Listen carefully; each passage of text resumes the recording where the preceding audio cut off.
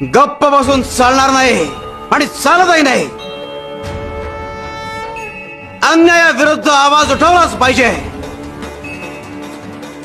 शब्दांना वेचून त्यांची मूठ करता आली पाहिजे. भीष्माला शब्द फुटले नाही आणि कैकेयीला शब्द आवरता आले नाही. त्यांना काय झालं? एकीकडे महाभारत आणि एकीकडे रामायण. द्रौपदीची पांचाली झाली ती कुंतीच्या एका शब्दामुळे.